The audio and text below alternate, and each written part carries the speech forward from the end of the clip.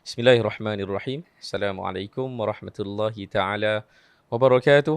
Apa khabar semua? Kita kembali lagi bersama dengan Manusiawi Podcast. Dan seperti daripada awal lagi kita begitu banyak dapat feedback bagaimana anda suka dengan perkongsian berkaitan dengan pendidikan. Dan ada banyak soalan daripada setiap reels dan juga video yang kami post itu, ada banyak soalan yang timbul. Ada banyak kritikan juga, ada banyak cadangan-cadangan, dan barangkali setiap yang akan dikongsikan bersama dengan anda dalam sesi podcast kami akan banyak memberikan jawapan kepada soalan-soalan anda. Dan ini adalah salah satu daripada podcast yang memang kita pilih untuk menjawab soalan-soalan tersebut. Sebab kita sentuh tentang pendidikan anak-anak, tapi masih bersifat umum lagi. Ada banyak lagi perkara-perkara terperinci yang kita perlukan jawapan. Dan hari ini, kita cuba untuk meneroka perangai-perangai pelik anak kita. Tapi bukan dengan kacamata bagaimana untuk kita ubah dia. Tapi dengan kacamata bagaimana kita nak faham dulu anak-anak kita, kenapa dia buat begitu. Kan? Macam-macam lah bila sebut tentang perangai pelik-pelik anak ni. Anak-anak menangis, merengek, apa lagi, mencarut, suka pegang kemaluan lah. Lepas tu cakap pelik-pelik, suka gadget, macam-macam. Dan kita nak tengok satu demi satu insyaAllah pada hari ini dengan kesempatan yang ada. Dan kita bawakan tamu kita, seorang ibu psikologis yang sedang nak tamatkan pengajian peringkat sarjana dalam bidang psikologi perkembangan. Dan seorang aktivis jugalah, kan, banyak menyertai acara zaman di muda sana lah sini, dulu. zaman muda. Sebelum masih berkahwin. Dan, Sekarang masih juga, tapi tak berapa aktif lah. Dan benda tu penting sebab saya risau juga kalau kita one-sided ataupun terlalu simplistik dengan isu anak-anak ni. Betul. Dia kena ada orang yang ada banyak exposure tentang dunia anak-anak. Mungkin dia ada anak sendiri pun, 2 orang anak dah kan. Maka kita harap kita boleh sama-sama tengok tentang anak-anak kita dalam sesi kali ini. Puan Azura, selamat datang. Okay, terima kasih Tuan Hubaib sebab menjemput saya ke podcast Manusiawi ni. Sangat berbesar hatilah untuk berkongsi pengalaman dan sedikit sebanyak ilmu yang Allah berikan kepada saya lah. Sebab tak semua orang yang macam direzekikan orang kata dan mendapat expose kepada anak sebelum berkahwin kan. Sebelum ada anak sendiri. Kebanyakan kita ibu bapa dapat anak baru macam terkejut kan. Terkejut macam macam ni ke? Ya Allah. Macam ni ke perangai budak kan? Macam mana kita nak handle kan? Dan benda tu sebenarnya orang kata sangat normal lah sebab macam saya cakap tadi tak semua orang dapat exposure terhadap kanak-kanak sebelum berumah tangga, sebelum ada anak sendiri. Dan bahkan yang dapat exposure sendiri pun bila ada anak sendiri dia sendiri terkejut. Sendiri terkejut juga, terutama anak pertama. Sebab anak pertama ni kita punya macam the first real experience as parents kan. So nak katanya itu adalah normal lah. Normal lah perasaan parents yang macam dia akan risau. Bila saya buat consultation ke, memang parents akan ada banyak lah soalan. Kenapa anak dia macam ni? Kenapa anak dia macam tu? Anak pertama Puan Azura setelah berapa tahun berkahwin? Baru setahun lah. Setahun. Macam saya berkahwin Februari 2020. Dapat anak Februari 2021. Jangan tengok suami ya. Sepatutnya isteri pandai kira. Suaminya dekat sebelah tu. Dan saya 4 tahun tau. 4 tahun, 5 tahun berkahwin, tak ada zuriat. Dan anak sulung saya kembar. I see. So terkejut. Dia macam mana dia macam terkejut yang speechless. Faham? Dia orang terkejut yang kenapa aku ada anak 2 orang terus. Tapi saya terkejut yang 2 orang. Dan lelaki dua-dua. Dan itu menjadi premis kepada perbincangan kita lah. Sebab kita jumpa perangai pelik-pelik anak-anak ni. Budak-budak ni. Anak saya yang sulung dah 7 tahun. 2 orang tu 7 tahun. Anak saya dah 4 orang dah. Dan nak cerita peliknya pelik tu. Pelik itu sendiri pelik. Iaitu setiap seorang anak ni bukan saja setiap individu tu berbeza. Setiap fasa ada kepelikan yang berbeza. Betul. Masa setahun perangai begini, setahun kedua perangai begini, masuk sekolah perangai begini. Macam-macam perangai pelik yang kita boleh explore lagi lepas ni. Tapi saya nak Puan Azura bantu saya selesaikan masalah ni dulu. Kenapa budak ni pelik sangat? Okay, kenapa budak ni pelik sangat kan? Alright, so bila Tuan Hubaib cakap pelik tu, boleh jelaskan tak apa yang Tuan maksudkan dengan pelik tu? Pelik. Contoh, kenapa nak menangis? Okay. Cakap je lah. Bukannya tak boleh cakap. Macam budak ni lah, dia dah 6 tahun, 7 tahun, dia dah boleh bercakap. Anak saya, semua anak saya cakap cepat. Maksudnya umur 2 tahun tu patah perkataan dah start ada banyak. Dan tujuan belajar cakap awal ni supaya pandai-pandai lah cakap kalau nak apa-apa kan. Masa baby tu faham nak menangis. Tapi kan dah pandai cakap, kenapa nak nangis lagi? Okay. Contoh pelik. Okay, so pelik. So maksudnya saya nampak kat sini dia berbeza lah. Maksudnya pelik tu dia bermaksud berbeza dengan kita. Macam kita dah dewasa ni apa-apa kita cakap. Tapi betul ke? Betul ke kita sebagai dewasa memang semua benda kan kita cakap? Contoh kalau kita tanyalah Tuan Hubaib sendiri. Ada tak benda yang Tuan Hubaib macam nak tegur isteri ke apa tapi tak cakap? Jangan personal sangat tu. Of course, saya semua orang macam tu kot. Maksudnya umumnya kita ada benda-benda yang kita tak cakap. Kan? Okay, so budak pun macam tu. Kadang-kadang macam words dah ada. Banyak dah. Anak saya sendiri kan. Anak saya 5 tahun. Petah. Tapi bila tengah fasa dia, bukan fasa lah. Tengah dia macam emosi dia tu tengah kuat. Dia jadi rengekan. Dia jadi macam... Dia jadi jeritan. Dia jadi benda-benda yang macam kita tak gemar lah. Kita cakap kan. Sebab basically, okay, kalau kita cakap tentang budak ni, kalau tengok saiz badan kita dengan saiz badan mereka berbeza tak? Tapi kita pelik tak saiz badan dia orang tu kecil daripada kita? Taklah kan sebab dia orang budak kecil kan. Tapi kenapa kita rasa macam dia punya sikap tu pelik? Faham tak? Maksudnya macam yelah, if we can see them macam okay, diorang ni budak kecil kan. So physical diorang ni memang berbeza daripada kita, diorang lagi kecil. Tapi bila kita cakap pasal skills ke, kita cakap pasal emosi dia. Emosi dia, kita expect dia macam orang dewasa. So kat situlah macam kita punya expectation tu. Jadi kalau nak cakap pasal pelik ni, sebenarnya kita orang dewasa pun pelik lah. Kita pun pelik lah kan. Kita pelik sesama kita lah sebenarnya. Kita pelik sama kita. Lepas tu kita macam tak pelik ke? Kenapa kita yang dah otak kita dah matang ni, kita boleh pandang budak kecil tu seperti mana macam kita put expectation on them, macam dia boleh dunia ada berbeza lah. macam kita. So kita ada dunia yang berbeza, baik julat umur berbeza ni ataupun setiap individu lah kan. Kita ada kotak kita masing-masing yang menyebabkan tidak ada cara lain untuk kita faham kenapa benda tu pelik sangat kecuali kita cuba korek lah untuk tanya kita kan, korek why? Dan kita cuba untuk faham So lah. itulah sebab budak ni pelik.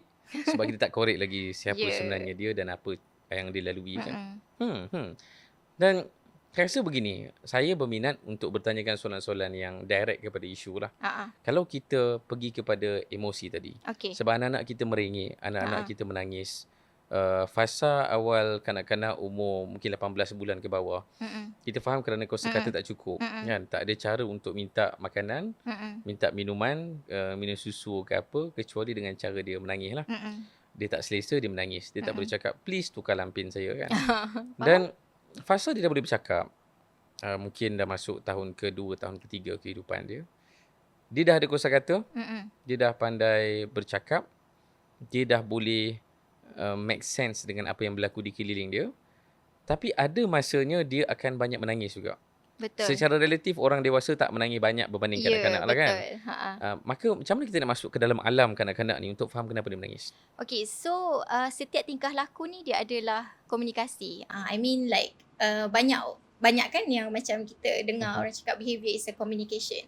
So sebenarnya macam untuk kita faham tingkah laku anak tu, sebenarnya setiap tingkah laku tu ada fungsi. Kita yang kena jadi penyiasat. Jadi macam okay, basically secara general fungsi tingkah laku anak ni ada 4 lah. Okay, pertama sebab sensory. Dia sensory ni maksudnya benda-benda yang kita kena bagi. Contoh dia lapar, dia penat, dia ngantuk. So dia menangis, dia cakap lah dia nak itulah, dia nak inilah, rupanya dia ngantuk. So kalau kita tak faham tu, so kita pun akan macam apa ni?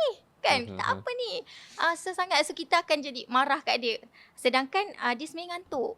Kita tak aware. Maybe sebab kita pun busy juga kan. Kadang saya pun macam tu. Kadang kita pun tak terperasan anak kita sebenarnya penat, ngantuk. Dia kena tidur. Dia bukan lapar pun. Walaupun malam-malam tu dia cakap nak makan, nak tengok TV. Sebenarnya ngantuk lah, penat. sebenarnya dia ngantuk. Boleh jadi salah satu kalau kita siasat lah kan. So macam kalau kita faham. Okay, kalau kita tahu, budak ni patutnya pukul 9 ni dah tidur dah ni. Tapi pukul 10 masih celik lagi. Lepas tu, mulalah dia punya perangai. Sebenarnya dia penat. So memang kita kena, firm lah, kita kena suruh dia tidur juga. Saya pernah ada satu masa ni lah anak saya. Masa tu dia 3 tahun ke 4 tahun macam tu. Saya tengah bertukang. Saya tengah pasang perabot tau. Pasang perabot. Lepas tu masa tu dia nak apa tau. Dia nak buka selotip ke apa. Yelah budak kan. Kadang-kadang kita nampak alah benda kecil je. Tapi sebenarnya bagi dia orang itu adalah masalah besar lah. Sebab dia orang tak ada apa-apa masalah dunia yang besar. So itu adalah masalah besar dia. So jadi saya tengah ni. Lepas tu mungkin saya tak perasan, tak layan dia kan. So dia baling benda tu kat saya. Dia baling. Aduh, saya tengok dia macam ni. Okay. Sebab saya, dan waktu tu saya perasan dia sebenarnya ngantuk. Lepas tu saya pun tengok dia. Asma, sekarang pergi masuk tidur. Saya tak jerit, saya tak ni, saya just macam be firm lah. Saya suruh, ni saya bawa dia masuk bilik dia, saya buka kipas, saya buka pintu lah. Sebab saya kat depan tu kan.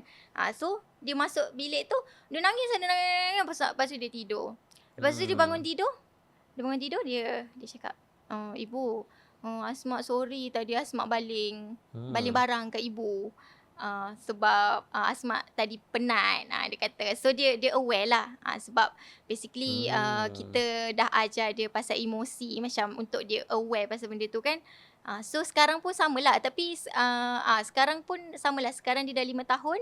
Jadi dia bila dia dah faham emosi tu, dia lagi senang untuk bagi tahu. Walaupun dia pada waktu ketika itu dia bertindak impulsif. Impulsif ni maksudnya dia buat tak fikir lah.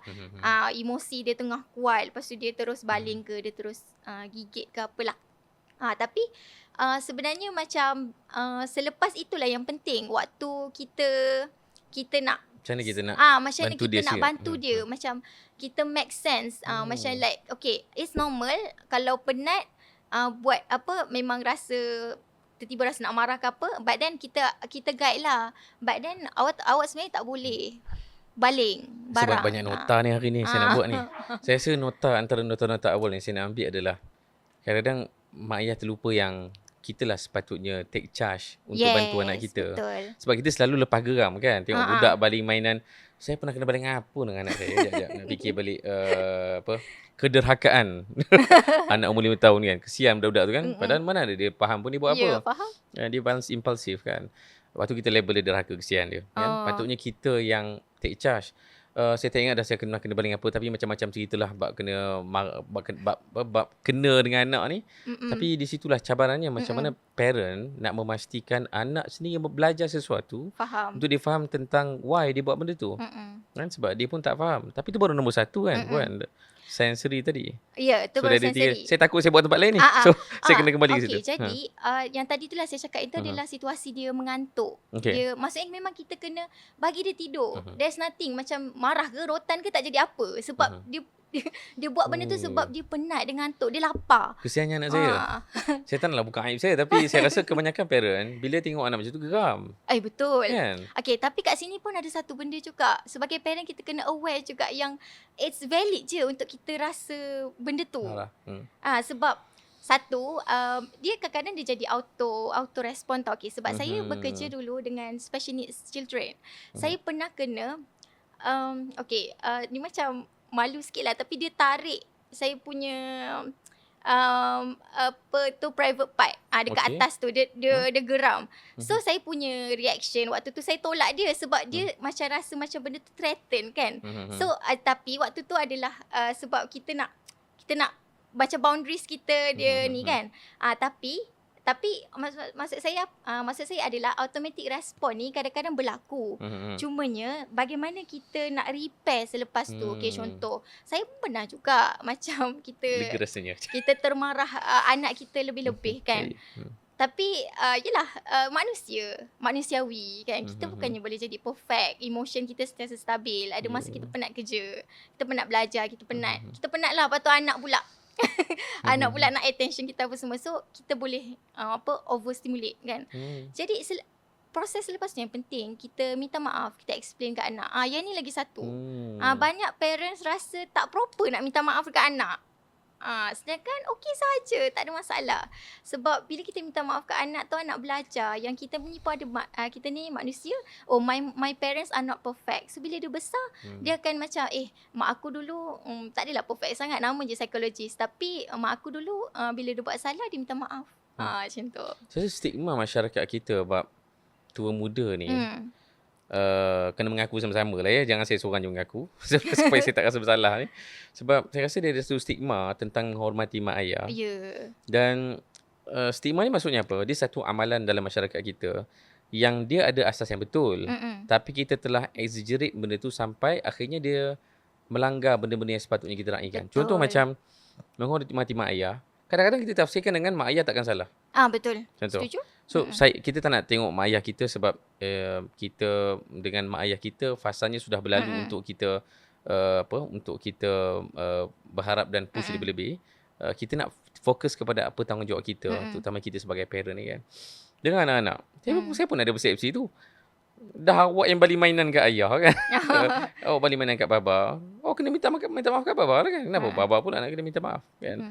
Sedangkan bila kita buka ruang tu bahawa kita pun ada kesilapan, kita boleh terlanjur memarahi berlebihan anak, rotan anak berlebihan. Masa itulah kita rasa kita akan be vulnerable di hadapan anak sendiri. Dan saya rasa benda tu saya sangat hargailah sebab ada beberapa momen tu saya rasa saya berada di persimpangan. Sama ada aku nak sorry peluk anak aku ataupun aku nak biar lantak kau lah, kau banyak sangat sakit hati aku kan. Dan masa tu alhamdulillah saya pilih untuk peluk anak. Dan walaupun mungkin faktor lelaki maskulin ke apa kan, saya tak adalah menangis masa tu. Tapi saya akan menangis pada masa yang lain. Bila teringat yang wow, aku rasa aku buat pilihan yang paling tepat dalam hidup untuk lepas dah tersilap rotan anak, kita paksa diri untuk peluk dia balik dan minta maaf. Dan benda tu melegakan hubungan antara kita dengan anak. Betul, setuju. So yang itulah yang benda yang paling penting. Orang tak perasan. Macam kadang-kadang ada parents yang bila dia terlepas marah, dia dah tak tahu nak buat apa. Macam dia rasa macam alamak, sebersalah. Yang kebanyakannya, dia orang lepas tu dia compensate dengan apa? Belikan mainan, belikan tu. Ada yang macam tu. Sedangkan you don't have to spend money pun. You just need to, apologize. So, bila kita libatkan benda lain, seakan-akan dia beri isyarat pada budak tu lah. Lepas ni marah akan dapat hadiah. Dan tak ada hubungan yang manusiawi sangat lah. Ya betul, setuju. So macam jadi nanti kalau anak tu buat salah bila dia dah dewasa ke apa, dia tak learn.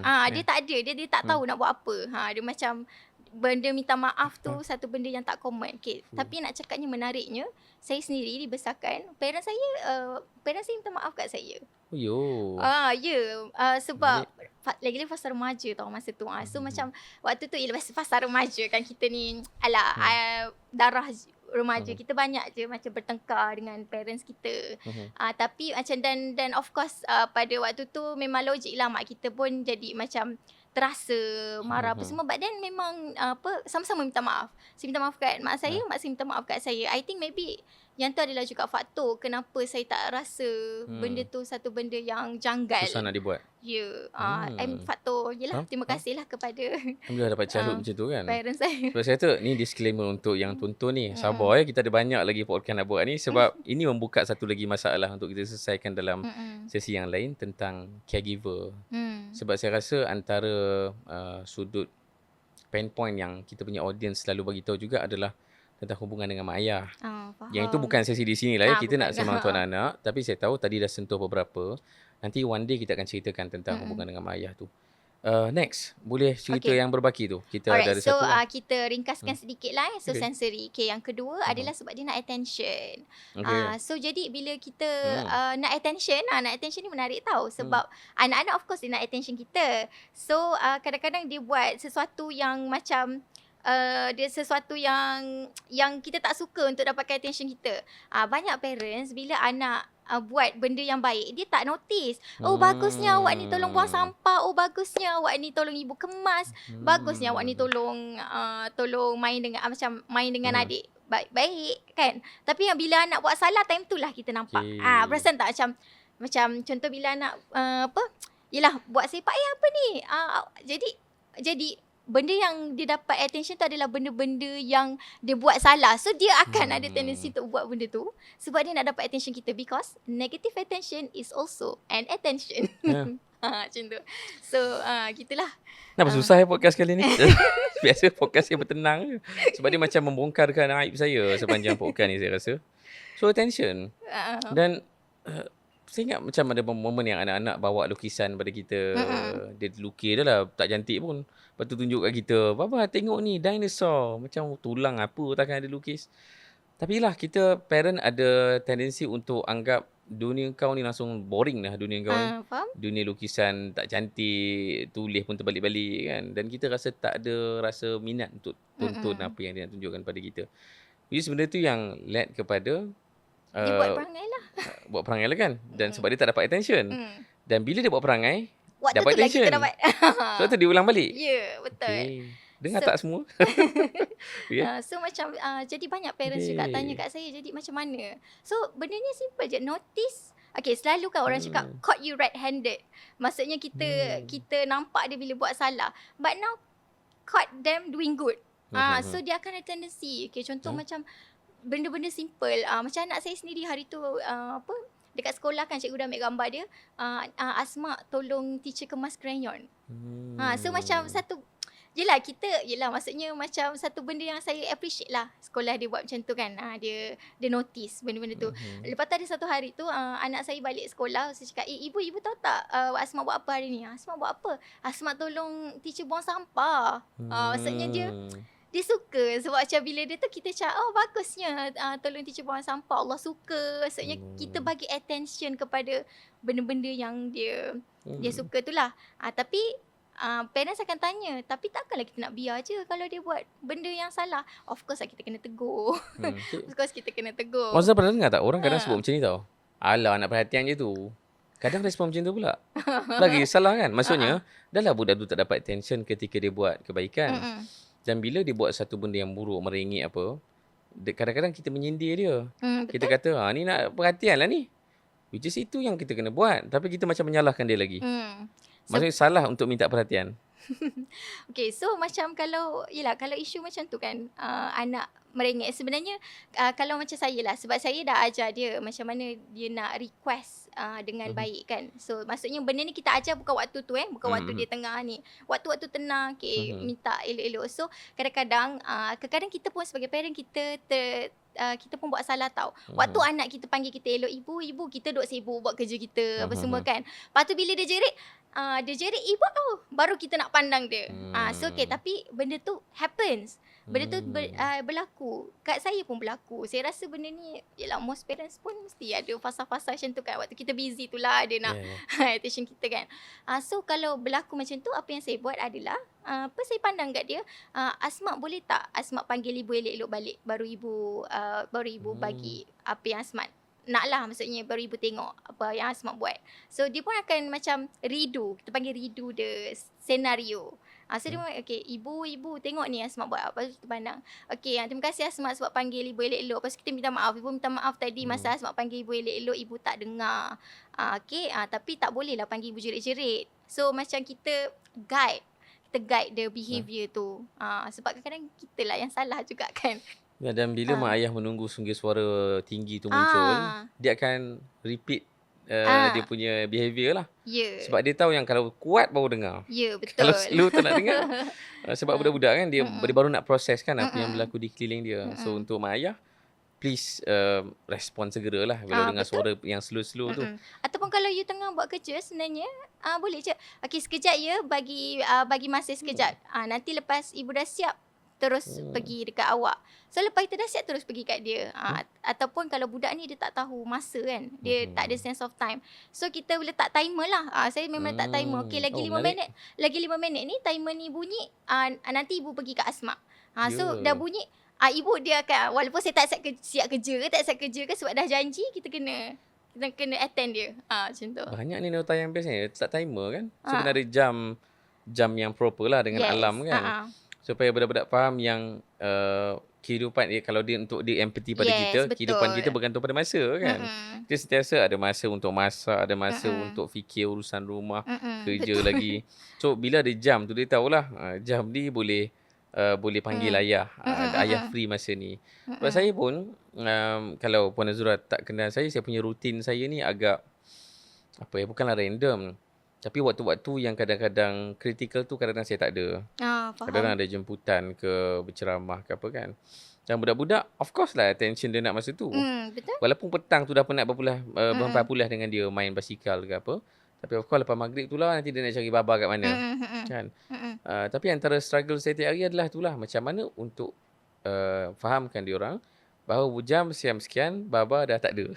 Baba akan keluar, baba akan bekerja dan baba tak boleh nak respon. Mm-mm. Kadang-kadang kita buat kelas live kan. Mm-mm. Dah dalam bilik Betul. anak tu Yes. buang buang. Ya.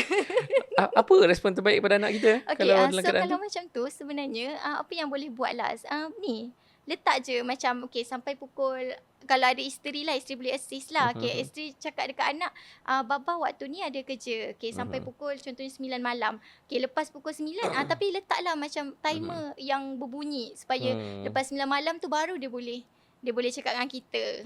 Sebab maksudnya macam yelah, kita pun ada tanggungjawab kita kan. Anak kita ni dia bukannya dia intentionally nak kacau kita, sebab kita je lah macam dunia dia kan. Tapi kita boleh je buat dia faham yang okay, I actually have time for you, but kita bukanlah nak cakap dia tu dikesampingkan, tapi macam mana kita nak balancekan kan. Macam kita perlu buat tanggungjawab kita. Dah orang bayar ni untuk kelas tu, takkan kita nak waktu tu kita buat masa dengan benda lain kan. So kita bagi timer tu lah. Macam okay, lepas pukul ataupun lewat sikit, contoh kita habis pukul 9 malam, 9.30. Okay, sebab lagi setengah jam tu buffer time kan. Okay, 9.30 kita bagi full attention. So lepas 9.30 tu dah tak ada apa-apa, memang full attention to the kids lah. Rasa lagi satu lagi, sini tak tahu dah sejauh mana, tapi saya fikir apa kaitan dia dengan attention yang orang nak sangat daripada media sosial pada hari ni. Sebab saya selalu membayangkan, ada beberapa buku tentang childhood trauma yang saya baca. Antara yang saya faham adalah kadang-kadang sikap kita pada waktu kita dah dewasa dan remaja ke awal dewasa, dia reflection kepada apa yang berlaku pada kita pada waktu kanak-kanak. Dan adakah kerana betapa obsesnya orang dengan perhatian di media sosial itu, orang sekarang mengumpul likes, buat konten merapu-rapu sebab dia suka orang tengok dia, dia suka likes. Adakah salah satu daripada faktornya sebab dia tidak dapat perhatian daripada family dia sendiri pada waktu kecil? Dia boleh jadi. Sebab benda ni kita nak cakap sebab apa-apa pun parenting kita memang akan ada pengaruh. Walaupun bukan 100% lah. Sebab kalau parenting ni dalam 30 to 40% lah kita punya gaya ibu bapa ni akan affect kita sampai dewasa. Tapi macam lagi satu juga saya rasa faktor environment lah. Maksudnya macam dunia kita ni sendiri yang reinforce benda tu. Maksudnya masyarakat sendiri kan, macam bila konten yang merapu-rapu, yang itulah yang nak diviralkan, yang elok-elok tak mau pula. Macam tu. Nombor 3. Okay, nombor 3. Tadi kita cakap pasal sensory, attention, escape, nak elak. So anak-anak kadang-kadang dia buat, orang kata dia punya behaviour tu sebab dia nak elak daripada buat sesuatu. Contohnya dia tak suka nak kemas mainan. So dia pun buat tantrum lah bila kita suruh dia kemas mainan, nak mengelak daripada buat benda yang sepatutnya. Contohnya kalau budak yang dewasa sikit, nampak je kelas matematik macam terus macam nak keluar kelas, merayau sampai dah habis waktu matematik baru masuk kelas. So itu sebab escape lah. Jadi kalau yang escape ni, cara yang saya buat, contoh sebab dia kena kemas balik mainan dia. So kalau waktu kecil tu saya pergi kemas mainan, tak nak. Biasa budak kan, tak nak kan. So kita pun pergi kat dia, ambil tangan dia, kemas sama-sama. Kalau dia rasa banyak sangat mainan tu, kita kemaskan 90%. 10% suruh dia kemas. At least kita nak dia faham tanggungjawab tu. Macam you need to clean up your toys yang you dah sepahkan ke apa ni lah. Maksudnya supaya clean lah benda tu. Macam tu. Apa lagi contoh Dia panggil apa tu? Escape. Escape. Kalau contoh tak nak pergi sekolah. Tak nak pergi sekolah, school refusal kan. Tapi yang tu pun kita kena jadi kalau yang escape ni pun kita kena cari punca juga. Okay. Sebab kadang-kadang dia escape ni just because macam contoh macam tak nak kemas mainan tu kan. Okay, maybe she needs more time, dia nak main lagi. Okay, tak apalah kita bagi masa lagi 10 minit. Habis timer, okay, kemas. Biasanya kan yang saya tak tahulah ni anak saya lah kan, dan saya rasa student saya pun saya buat macam tu works lah. Maksudnya contohnya kalau kat playground ke apa, kita nak balik kan. Okay, kita dah nak balik ni. Kalau kita dia tengah main, tiba-tiba kita ajak balik, memang biasa dia tak nak lah kan. Tapi bila kita cakap okay tak apa, 10 minit ni lepas timer bunyi, baru kita balik. So lagi seminit, lagi seminit je, timer bunyi dia lagi ni sebab dia dah ada dia dah ada apa? Dia dah bersediakan. Dia dah bersedia. Dia dah ada expectation. Okay, lepas ni nak kena balik. Dia tak tiba-tiba lah macam kita lah. Kalau kita macam tengah buat sesuatu yang kita seronok, tiba-tiba kita kena berhenti, mestilah kita rasa frust. Macam tu. Rasa resolusi pertama untuk hari ni adalah saya nak kena beli jam. Dan saya rasa benda tu adalah experience yang semua parent lalui kot. Sebab dunia kita lain dari sudut masa dengan mereka. Sebab pagi-pagi kita rush nak pergi kerja. Betul. So bila budak-budak ni nak hantar sekolah, nak pergi situ, itu yang jadi akhirnya berbidak-bidak tu. Siang budak-budak ni. Sebab betul. Yelah, satu nak bangunkan tu susah jugalah. Dan saya tahu bila cerita pasal sekolah, dia akan masuk isu lain lah. Iaitu sejauh mana school yang dilalui itu betul-betul dia happy, meaningful untuk dia kan. Betul. Dia meaningful. Ni pun parent nak kena explore satu soalan lain lah kan. Yang tu satu topik yang last session dengan Ikmal, kalau saya boleh tengok balik episod lepas, kita bincang tentang isu ni. Isu anak-anak yang tak happy pergi sekolah. Kan? So mencari punca lah dia punya words kan. So bila anak avoid untuk buat sesuatu, nak kena explore puncanya apa kan. Sebab dia bukan easily budak tu tak suka kemas. Ya, betul. Kadang-kadang macam dia nak perlukan masa lebih. So kita bagi, ataupun dia macam tapi ada je yang memang tak nak sebab dia bukan nak main, tapi dia macam dia tak nak buat. So yang itulah caranya macam kita tolong. Sebab kadang-kadang dia rasa benda tu banyak ni nak kemas mainan ni, dia dah bersepahkan satu ni. So dia rasa banyak. So kita tolonglah. Okay, kita buat 80 to 90%, lagi 10% you buat. Sebab kita just nak bagi dia sense of responsibility. Macam tu. So poinnya adalah empathy lah pada anak kan, untuk faham why dia tak nak. Sebab dan why dia berbeza dengan why kita. Sebab kehidupan dia berbeza pertimbangannya dengan pertimbangan kita. Pertimbangan kita adalah aku nak pergi kerja ni, kalau tak ada duit tak boleh sara kau. Untuk dia, saya nak pergi sekolah, sebenarnya nak belajar, tapi saya nak sekolah yang best. Itu pertimbangan dia kan. Saya nak kemas mainan, tapi kemas mainan ni penat lah. Betul. Itu contoh kan pertimbangan dia. Untuk kita, tak apa, penat macam mana pun ayah akan pergi kerja juga.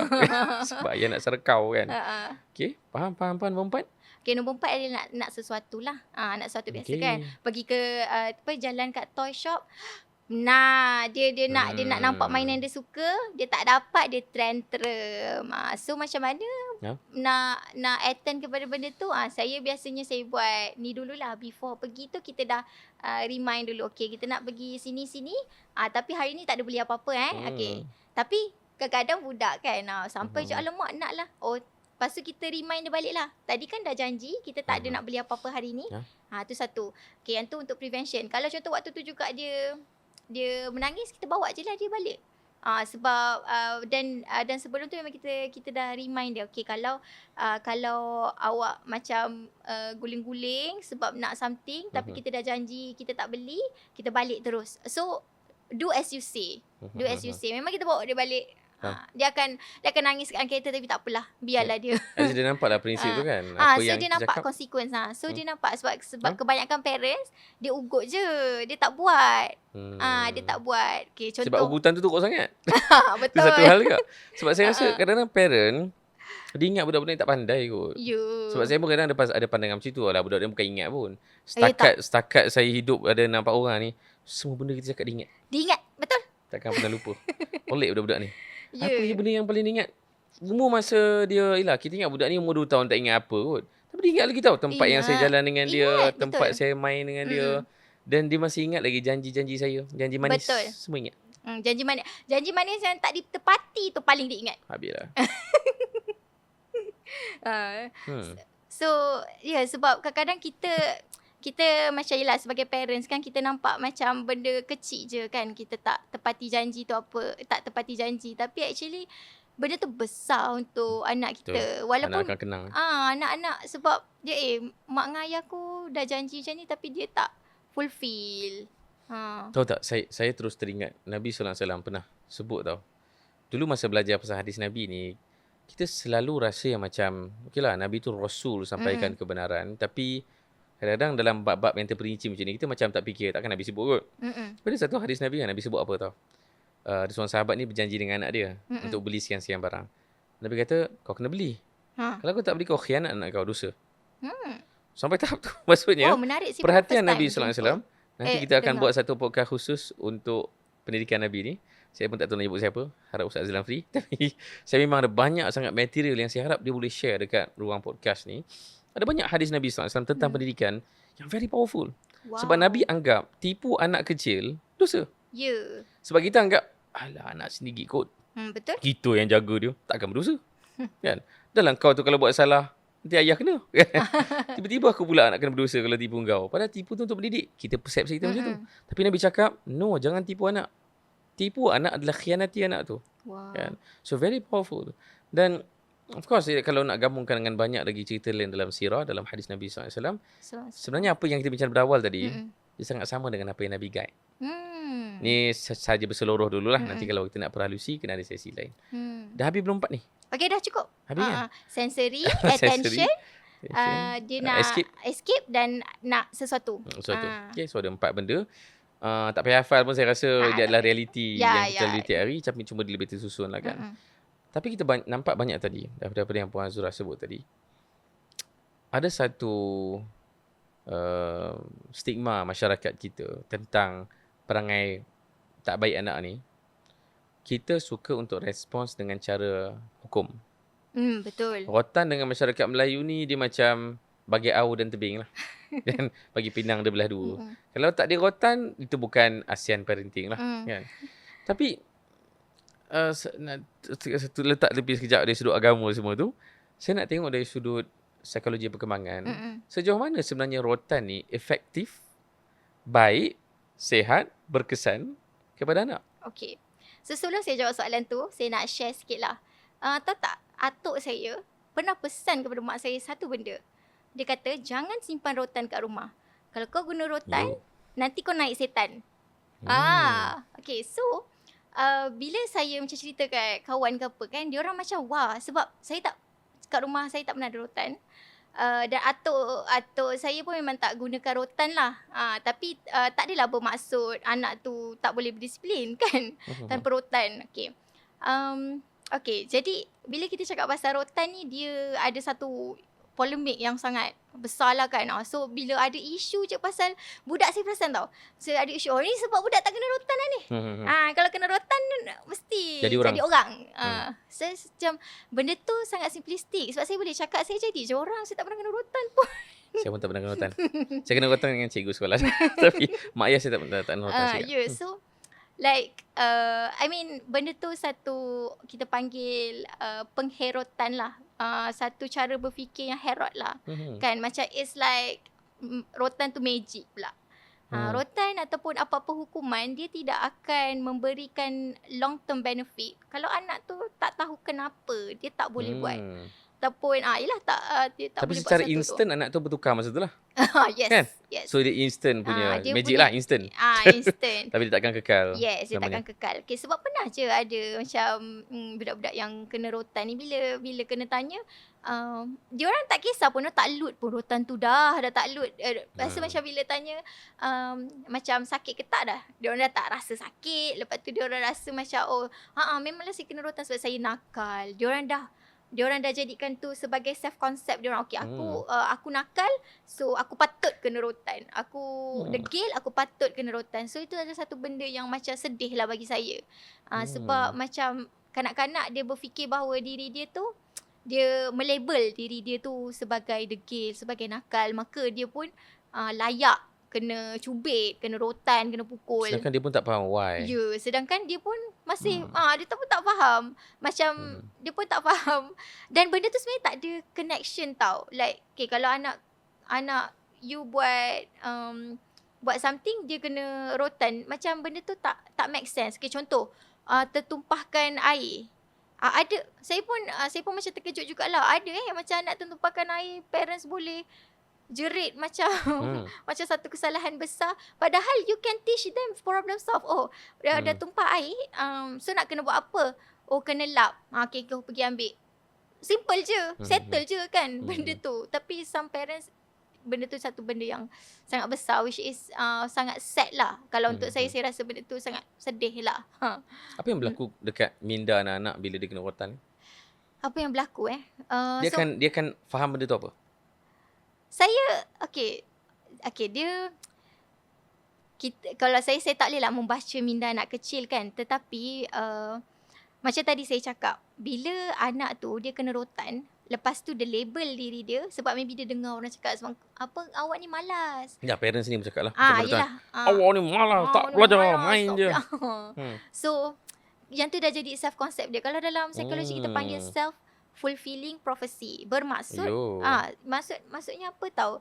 Dia bila budak tu di label sebagai pemalas, degil, nakal, benda tu akan jadi dia lah. Jadi dia. So dia pun akan bertindak, dia punya behavior bertindak seperti mana yang dia fikirkan tentang diri dia tu. Sebab ada satu kajian yang sangat menarik. Ada cikgu ni, dia ada satu kajian lah, dia buat kelas A ni kelas budak pandai, kelas B ni kelas budak yang tak pandai. So jadi result jadi bila kelas B tu digelarkan sebagai budak tak pandai, masa test memang keluar result tu. Tapi bila ditukarkan situasi tu, dia jadi benda yang konsisten juga. Maksudnya macam budak yang cikgu dia percaya dia boleh, dia memang boleh buat benda tu. And it happens sampai ke universiti juga. Dan kajian ni memang dibuat banyak lah, sampai ke universiti juga. Kalau budak tu macam dilabel sebagai sesuatu, orang kata connotation yang tak baik, yang negatif tu, dia akan bertindak seperti mana label tu.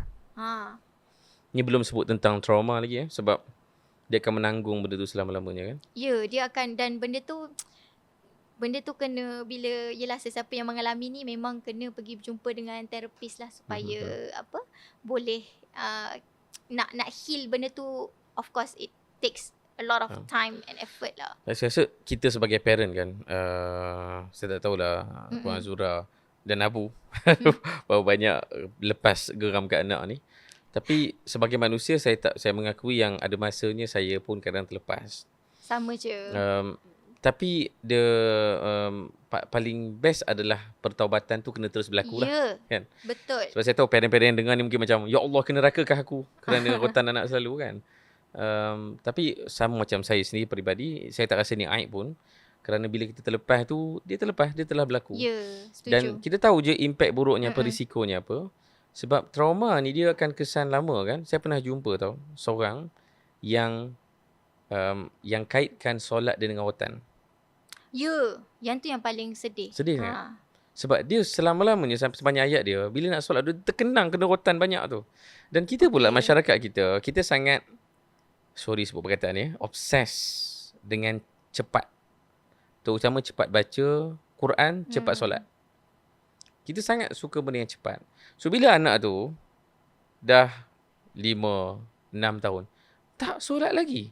Saya personally kan, saya pernah jumpa orang terkejut anak saya tak solat lagi. Masa tahun lepas lah, 6 tahun.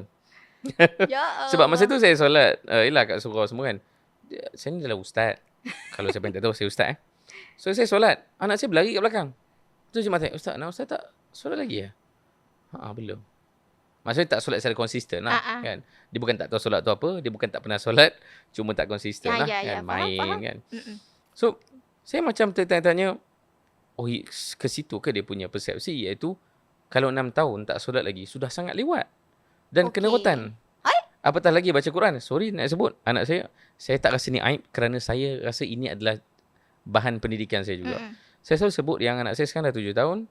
Alhamdulillah dah properly solat dah. Alhamdulillah sejak tahun ni lah baru rasa dia orang ni macam nak betul-betul solat. Dan tahun ni lah properly dia orang boleh baca Quran. Itu pun masih tak lancar kan. Tapi kalau respon orang kepada anak saya mungkin masa 6 tahun 5 tahun yang sulung 2 orang ni, memang orang akan cakap, takkan tak solat lagi? Takkan tak boleh baca Quran lagi? So, kita ada satu persepsi yang lebih cepat, lebih bagus. Dan seperti mana kita sebut tadi, punishment adalah jalan paling cepat untuk suruh anak kita buat benda. Sorotanlah barangnya. Kan? Alat untuk tak solat. Pam. Ya. Kan? Itu belum kira setiap kali waktu solat. Dan saya sedih sebab saya pernah jumpa orangnya yang memang mengaitkan solat dia dengan rotan. Sebab itulah yang dia rasa daripada kecil. Yang ni sangat sedih lah ya. Sebab saya pernah join talk Yasmin Mujahid lah. Dia ada cerita juga pasal bagaimana persepsi anak terhadap Allah itu bermula dengan persepsi dia terhadap ibu bapa dia. Something like that lah. Macam contoh parents dia ni orang yang suka menghukum. So dia nampak Allah tu Allah menghukum dia. Tuhan yang suka menghukum. Yalah. Sebab jadi memang is sangat sad. Sebab macam antara 99 nama Allah tu, yang 4 hukum tu berapa je kan. Banyaknya lagi-lagi budak. Lagi-lagi budak kan. Kita tak budak tak, kalau dia tak solat dia tak ada dosa. Kalau dia tak pakai tudung tak ada dosa kan. Tapi yelah macam Tuan Hubaib cakap kan, sebenarnya cepat ni memang doesn't necessarily orang kata earlier doesn't always means better. Kan. Tapi dia macam ni, dia sebenarnya ikut kepada anak tu.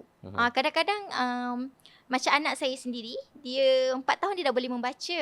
Tapi saya tak adalah gunakan rotan ke apa. Dia memang sebab saya dulu masa tu ajar budak membaca, so dia rasa minat. So dia pun nak join sekali. So kat situ kita ada exposure, ada kita panggil environment kan. So macam sekarang memang dia dah lancar, dia boleh baca komik Gaza tu, umur dia 5 tahun. Tetapi saya tidak meletakkan satu benchmark, budak 5 tahun mesti kena pandai baca. Tak semestinya. Sebab the window of reading development ni sampai umur 9 tahun. Even kalau solat pun kan Nabi cakap umur 10 tahun kan. Macam umur 7 tahun baru belajar solat. 10 tahun kalau dia tak solat baru kena rotan. Itu pun ada kaedah-kaedah dia. Bukan rotan macam sampai cuba tengok nombor tu. 7, 10 tu. 7 dengan 10. Anak saya baru 7 tahun ni. Tapi persepsi tu dah mula 3 tahun lepas. Takkan tak solat lagi. Padahal arahan Nabi SAW tu suruh anak solat umur 7. Maksudnya sebelum tu mungkin kita tunjuk. Tunjuk kan? Just kita macam ajak kan. Tapi arahan pergi solat sekarang 7 tahun kan. Betul. Kalau sudut Nabi punya timeline. Dan of course sociologically speaking mungkin 1400 tahun yang lalu kematangan anak kecil beza lah kan. Kita boleh bayangkan anak-anak pada zaman Nabi SAW lebih matang berbanding anak-anak kita. Kan? Sebab Aisyah pun nikah dengan Nabi umur kanak-kanak kan. Dengan maksud, kalau Nabi letak umur 7 tahun, pada zaman Nabi, mungkin kita kena extend depan sikit. Sebab anak-anak kita sudah disibukkan dengan entertainment banyak sangat. So kita boleh bayangkan dia punya kognitif dia akan slow sikit berbanding 1400 tahun yang lalu kan. Yang menyebabkan Nabi guna number 7 lah. Itu pun tahun Qamariyah, bulan kan. Bukan tahun Syamsiah kita. So, saya rasa obsesi kita kepada cepat tu banyak memakan hubungan kita dengan anak kita. Betul. Sangat Sebab sedih. kadang-kadang macam I think maybe yang nak cepat sangat ni, maybe they just want to fulfill their own expectation. Macam dia nak rasa bagus sebagai parents. Which is macam saya rasa macam tak tepat lah. Macam tu. So dia memang kena tengok. Kalau macam saya tengok kepada kecenderungan anak tu. Macam saya kata, kalau anak kita ni dah boleh, orang kata macam ayah anak saya sendiri kan, Abu kan, dia dah start macam introduce surah-surah pendek untuk dia baca, untuk dia hafal. Ayah Al-Hafiz pula tu. Tapi maksudnya kita tidaklah menggunakan macam kekerasan ke apa. Just waktu tu sebab dia tengok ayah dia ni, so dia pun minat. So lah anak lagipun I think berbeza jugalah anak perempuan dengan anak lelaki. Anak perempuan kan dia lebih macam okey sikit kan kalau nak duduk baca tu kan. Tapi macam kalau macam anak kita tu memang kita nampak dia minat, okey je untuk kita scaffold. Tak ada masalah. Tapi kita jangan bandingkan anak kita ni dengan anak orang lain. Anak saya tak pandai yang macam membina-bina blok ke, yang untuk bina-bina blok tu tak, dia tak minat. Kita pernah expose dia tak minat. Dia memang dia punya kelebihan tu memang kita nampak kat linguistik, dekat bahasa dia. So kita just nurture kat situ. Macam kita tak ada nak paksa dia, kena juga pandai buat blog. Kita nak ingat anak kita robot je kan. Download je. Tak. Padahal setiap anak kan unik kan. Yes, anak unik. Sebab betul? kita pun unik Ya, betul. kan. Kalau orang letak expectation kat kita pun kita sakit jiwa. Dah umur dewasa ni pun orang letak expectation pun sakit hati. Ya, betul. Bayangkan budak-budak yang baru nak besar kan. Ya, baru nak kenal Dah dunia. diletakkan dan kau kena duduk dalam rumah ni, kau kena jadi ni kan. Ya. So kesian lah budak-budak. Dan saya dapat empathy juga. Satu lagi masalah masyarakat kita adalah kita fikir mak ayah tanggung dosa. Tadi betul, anak-anak tak berdosa, betul. Satu lagi yang kena dibetulkan, kita tak berdosa kalau anak kita berdosa. Maksudnya, Betul. kalau anak tu selagi belum umur baligh, kalau dia buat dosa, kita bukan berdosa sebab anak tu buat dosa tu. Faham? Dia kena ada line yang cantik sikit. Kita tak berdosa kerana anak tu buat dosa, tapi kita berdosa sebab tak didik dia. Okay. Itu betul. Faham. Tapi kenapa masyarakat kita nak cepat anak solat, cepat nak baca Quran? Takut masuk neraka tu.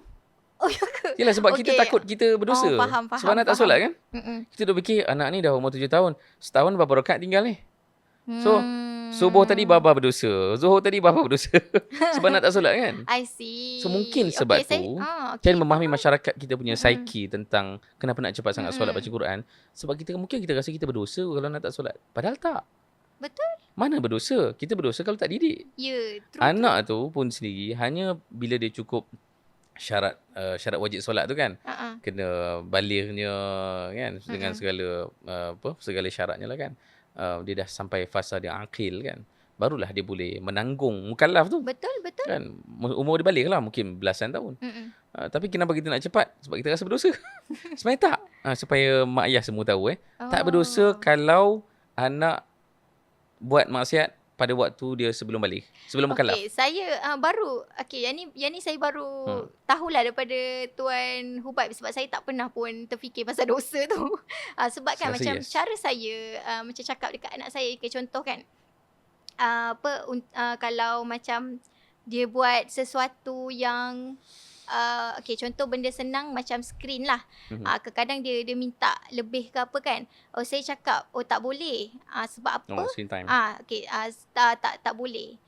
Sebab Allah suruh ibu jaga anak-anak.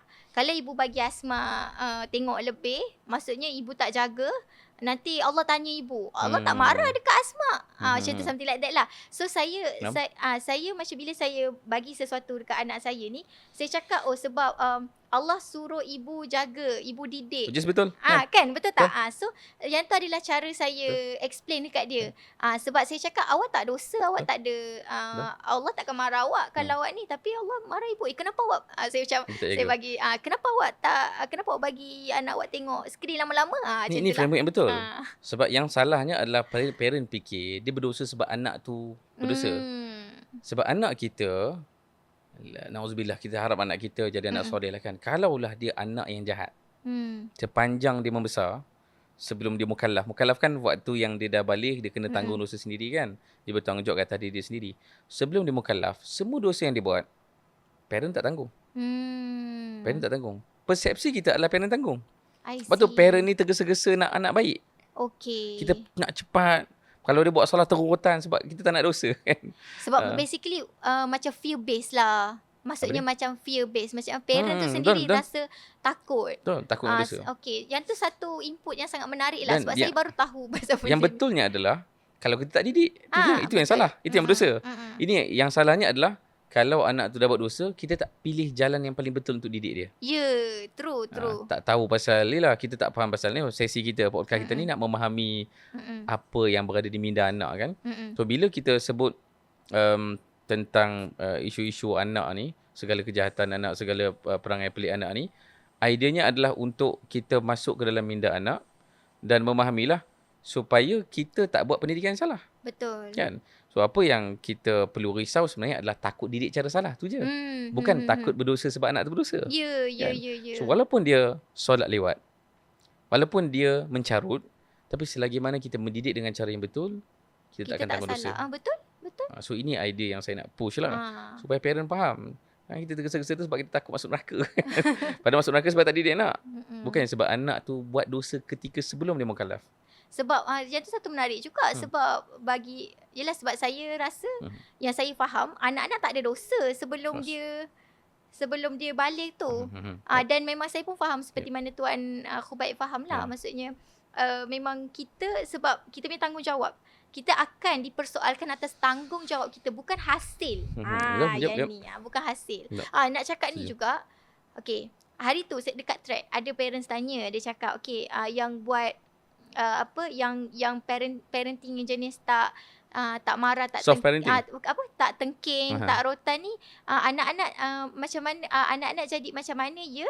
Okay, saya komen kat situ, saya cakap puan, kita bukannya nak tengok hasil tu. Okay, maksudnya sebab kalau kita macam kita terlalu takut kan, kalau kita buat kalau kita tak pukul ke apa ke, dia makin teruk makin teruk ke apa. So kita akan go to the conclusion yang macam kita kena buat ni supaya anak behave, supaya anak ni dan bila kita buat yang macam yang lembut-lembut pula, anak tak jalan pula kan. So saya cakap tugas kita adalah kita buat benda yang betul. Kalau kita fikir macam kita nak hasil, so kita takut kita akan ke arah yang macam kita akan pilih jalan lain kita akan pilih jalan yang lain yang macam menjadi je. Macam jadi je, tengok anak orang tu okey je kan. Saya di umur yang sekarang banyak sangat tengok kawan-kawan, kenalan yang rupanya kita nampak selama daripada luaran dia adalah seorang yang sangat excellent, berjaya dalam hidup dia. Tapi bila tanya, dan kita kagum lah, siapa yang didik anak ni, budak ni jadi macam ni kan. Tapi bila kita tahu background, dia akan cerita pada kita bahawa childhood dia hilang. Ya Allah, kesiannya. Dia kata macam tu. Dia terus terang cakap saya tak ada childhood macam awak. Yelah, awak nampak tak saya berjaya kan. Yelah, berjaya tu dengan maksud ada duit, ada pendidikan tinggi, berkahwin. Tapi dia tahu yang dari sudut manusiawi dia telah banyak hilang sebab childhood dia tidak ada. Ya memang Allah, mak ayah dia push dia untuk berjaya dalam hidup dengan cara menghilangkan childhood dia. Maksudnya macam paksa, menekan-nekan lah gitu. Ya, sebab itulah makna menjadi kan. Sebab tu bila Puan Azura sebut tentang result, hasil, itulah hasil. Tapi rupanya dia melalui jalan yang salah. Kesian dia. Saya tengok dia sini personally dia kata aku banyak rebel tapi repress. Repress maksudnya? Suppress lah dia punya, dia tak lepaskan. Tapi nak buat apa? Dah umur sekarang ni kan. Dah umur sekarang dah ada macam-macam ni. Nak express macam mana kemarahan tu kan. So apa yang dia buat adalah dia teruskan hidup je lah. Tapi dia tahu deep down dalam diri dia ada satu nilai manusiawi dia hilang. Dia sendiri tak tahu macam nak communicate dengan anak properly. Dia tak tahu macam nak communicate dengan wife dia. Sebab waktu kecil dia tak ada peluang tu. Sebab dia banyak sibukkan sangat dengan belajar, dengan nak kena cepat belajar banyak-banyak bahasa, nak kena skill tu pergi kelas ni. Tapi rupanya manusiawi dia hilang. Sebab tu yang paling penting adalah cara tu yang betul. Result tu Allah Ta'ala tentukan. Ya, true. Sebab macam itulah. Sebab kalau kita fokus kepada hasil, kita akan buat benda yang dapatkan hasil cepat lah. Kita tak akan pergi kepada benda yang sepatutnya kita buat. Ini pun obsesi manusia kepada hasil juga. Yes, result oriented. Kalau result tu akhirat okey lah. So memang akhirat je kita nak. Sebab kalau kita fikir hasil duniawi ni, Nabi Nuh pun tak dapat. Betul. Anak sendiri kan. Nabi Adam AS pun tak dapat. Luqmanul Hakim dalam Quran tu, surah Luqman tu kan cerita dia nasihat daripada anak dia kan. Ada riwayat cakap anak dia tu kufur. Oh ya ke? So which is satu benda yang sangat sad lah. Wow. Kita duk belajar daripada surah Luqman tentang nasihat Luqman kepada anaknya. Tapi anak dia sendiri pun kufur. Oh ya, cakap pasal ni kan. Okay, sebab cakap pasal ni saya rasa sedih lah. Bila mana kan kadang-kadang bila anak tu dah buat salah ni, kita cakap pasal anak yang dah remaja. Tahu tak yang sekarang ni macam ada kan parents yang anak dia dah rosak, dia pergi hantar ke tahfiz. Dia pergi hantar ke rumah perlindungan. Jumpa setahun sekali, setahun dua kali. Dia is like macam like once you dah buat masalah macam I feel like dia jadi macam tu tau. Macam once you buat salah, you terus dan bukan anak kita orang lagi. Anak yang malang. You pergi ke situ. Sedangkan macam kalau kita tengok Nabi Yaakob sendiri kan, anak dia yang ramai-ramai tu, yang menggeramkan tu kan, dia pergi campak adik dia ke dalam perigi, but still Nabi Yaakob still macam tidak asingkan lah. Dia tidak memulaukan anak-anak dia kan. So macam sangat kesian lah. Saya tahu ada yang tengok ni. Saya ada seorang kawan yang memang guru Mahat Hafiz yang biasa tengok podcast saya juga.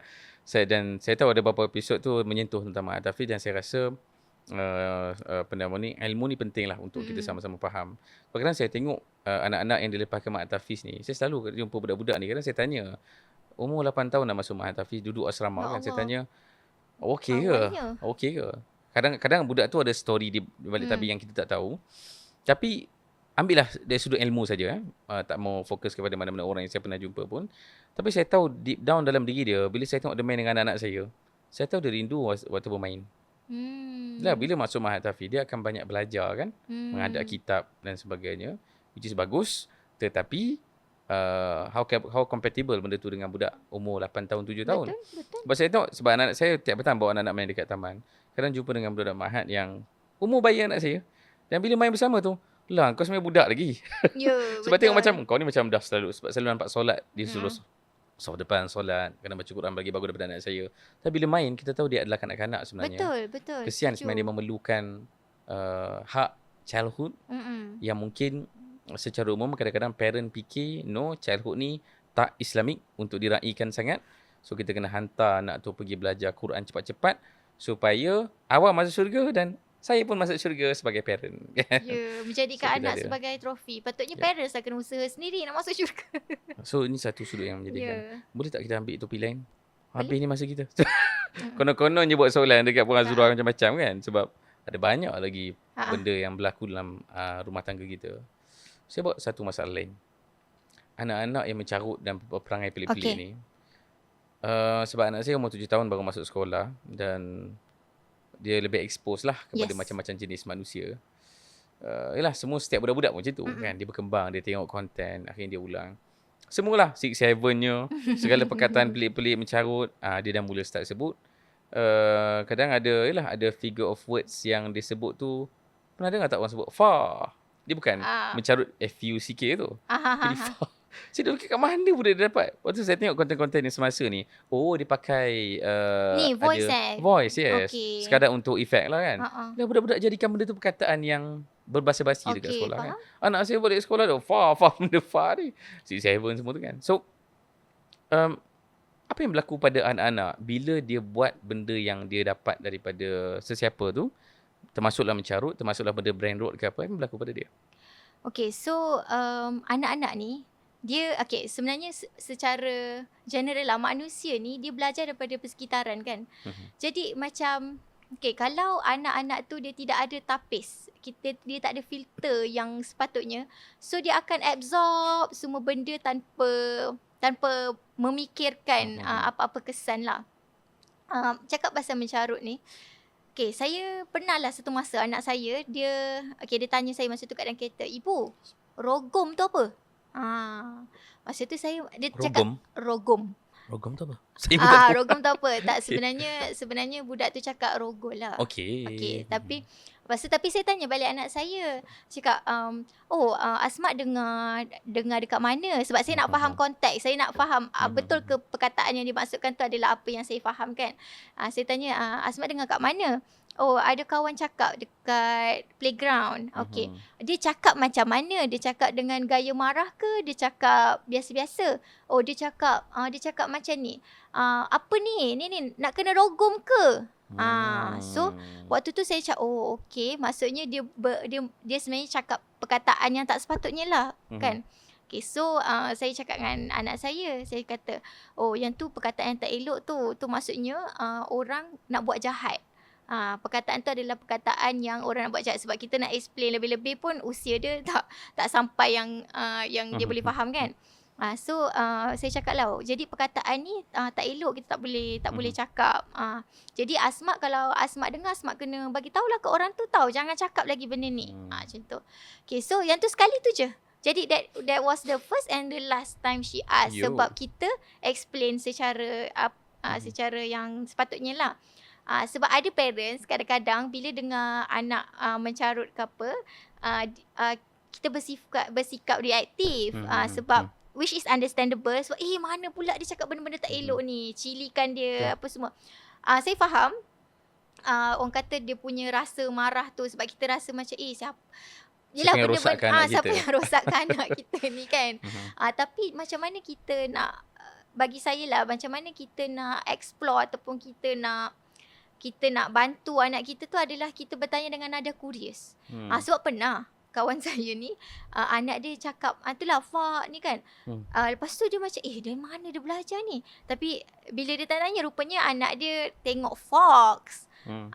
Tapi disebut fak. So jadi kat situ macam okay, rupanya dia nak sebut folk. So kita betulkan je lah sebutan dia. Okay, sebab macam parents kadang-kadang kita reaktif, tapi macam Tuan Hubaib sendiri kan, okay, dah dengar anak cakap macam tu, lepas tu baru realise benda tu datang daripada rupanya daripada apa tu nama yang video-video pendek ni lah.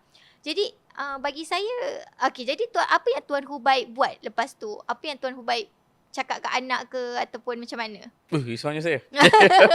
Saya rasa personal experience sebab anak saya tak bagi gadget pada anak.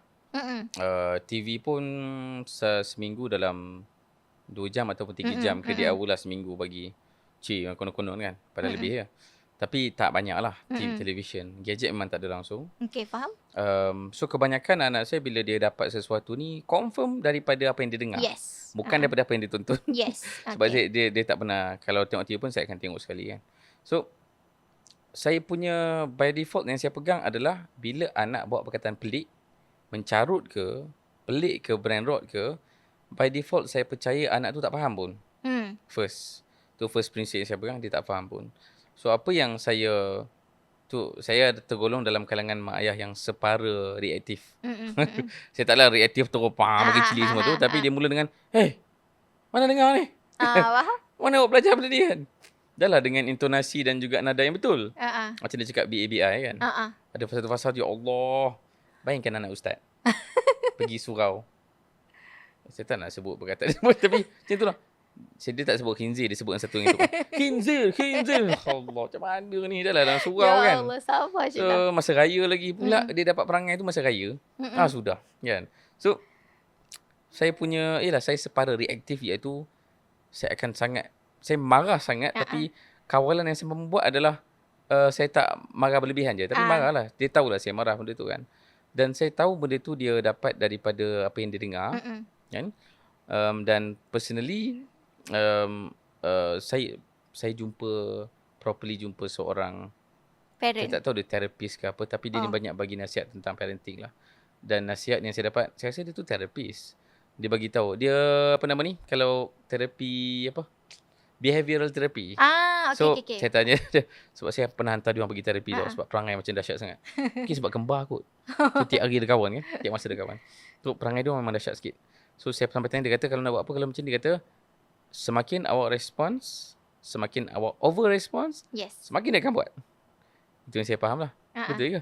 Ya, sebab tu tadi macam yang saya cakap tadi, bila anak saya cakap rogom tu, kita tak, mana dengar tak? Saya macam kita tanya dengan nada curious. Kita nak tahu sebab macam Tuan Hubaib sendiri, Tuan Hubaib tahu kan yang bukannya dia faham pun maksud tu.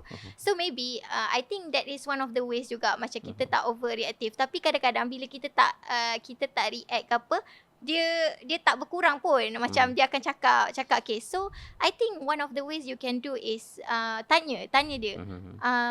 Okay, satu mana dia dengar. Okay, dia kata dengar daripada kawan. Tanya, tahu ke maksud tu apa? So kita nak tahu juga daripada perspektif dia. Sebab kita tak boleh nak baca minda dia kan. So kita nak tahu, okay, apa perspektif dia terhadap perkataan tersebut. So daripada situ baru kita boleh guide. Okay, contoh dia cakap yang ni apa, untuk suka-suka je. So kita cakap okay, tapi perkataan tu sebenarnya maksud dia tak baik. Maksud dia nak buat jahat. Contohlah nak buat jahat. Jadi kita tak boleh sebut macam mungkin kita boleh masukkan nilai-nilai Muslim yang baik, kita tak sebut perkataan-perkataan macam ni. So maybe boleh, kalau macam maybe ada alternative alternative words, perkataan yang dia boleh sebut, food ke, fish ke kan. So maybe that could be one of the ways lah. Ada je macam-macam cara lagi yang boleh di try and error. Apa saya nak tanya tadi? Sebab brand rot ni benda yang baru. Yes. Brand rot. Saya rasa zaman kita besar dulu, mencarutlah benda paling yang ada kat luar sana kan, yang ditawarkan kepada anak-anak kecil untuk dia buat. Tapi zaman kita ni, kita ada konten-konten yang tak apa-apa tau. 6-7, tralalala, apa lagi, tung-tung sahur lah. Tu sangatlah saya rasa merisaukan. Benda tu tak ada zaman kita tau. Maksudnya content properly lah. Mungkin benda yang kita buat everyday tu ada je casually. Tapi yang jadi content, yang diulang banyak kali, sampai dia jadi satu figure of words yang anak kita ulang selalu. Lalu zaman kini baru ada. Betul. Apa respons Puan Azura? Okay, bagi saya benda ni satu memang parents kena pantau lah. Macam apa yang Tuan Hubaib buat tu sangat bagus, which is tidak memberikan gadget kepada anak. Sebab saya sendiri, saya dah discuss dengan suami lah. Maybe kita memang takkan bagi anak kita ada gadget sendiri sampailah dia 18 tahun maybe. Maksudnya gadget sendiri bukannya langsung tak consume macam tu. Sebab kami punya prinsip adalah memang kita cakap yang ni adalah ni ibu punya, ni abati punya, ayah punya. So dia tak boleh suka-suka je nak buka ke, nak main ke, bila-bila. Sebab bila kita dah bagi ownership tu kepada anak kita, dia ada unlimited access. Yang tu yang bahaya. Bagi saya yang tu yang macam agak bahayalah, sebab kita tak terperasan benda-benda yang dia tengok, benda-benda yang dia consume. Sebab kalau brain rot ni memang antara salah satu apa yang kita panggil kesan dia adalah inilah attention span. Dia tak mampu, anak-anak akan tidak mampu untuk buat benda-benda yang slow pace. Kita ni dah dewasa ni, semua benda sekarang ni zaman yang fast pace kan. Sebenarnya macam keupayaan anak kita tu untuk buat benda-benda slow pace tu adalah sangat penting. Sebab benda tu yang masih menjadikan dia seorang manusia lah. Yep. Mana ada manusia yang tekan button boleh jadi apa yang kita nak kan. Rasa banyak benda, semua benda kot kan. Kita nak bina hubungan dengan manusia, perlukan masa kan. Betul. Dia tak adalah hari dia jumpa, jom kahwin, malam tu bertunang kan. Dia take ada time proses lah. Ada proses. Kita kena komunikasi. Lepas tu bila ada masalah dengan pasangan, dengan sesiapa saja, dengan mak ayah, kan dia perlu communicate dulu. Betul. Perlu cakap elok-elok, perlu leraikan satu demi satu issues. Dan saya tak terbayang apa yang akan berlaku pada masa akan datang kalau generasi yang akan datang, khususnya anak-anak kita ni, tidak dikenalkan dengan dunia yang manusiawi ni. Betul. Esok dia akan melihat bahawa percintaan itu adalah perkara yang instant. Menguruskan isu relationship, kahwinan, didik anak pun instant. Bayangkan zaman kita pun kita dah jumpa orang yang buat parenting secara instant. Tak terbayang apa akan berlaku pada masa akan datang. Ini parent generasi kita yang kita tak bersanding dengan gadget pun. Dan kita pun buat macam tu pada anak kita. Apatah lagi anak-anak kita yang membesar dengan benda-benda yang instant ni. Saya boleh bayangkan dia adalah disaster lah pada masa akan datang. Kalau kita tak choose untuk ni. Dan satu lagi benda lain, apa lagi keburukan-keburukan gadget? Okay. So, kalau kita nak cakap pasal gadget ada kalau dalam orang kata school of thoughts psychology ni, kita ada macam-macam lah. So tapi saya ambil dua je lah. Satu yang memang kata bawah 6 tahun langsung tak boleh expose kepada gadget. Dan dia ada asas, basis dia lah, ada kajian-kajian dia, ada asas dia yang kukuh.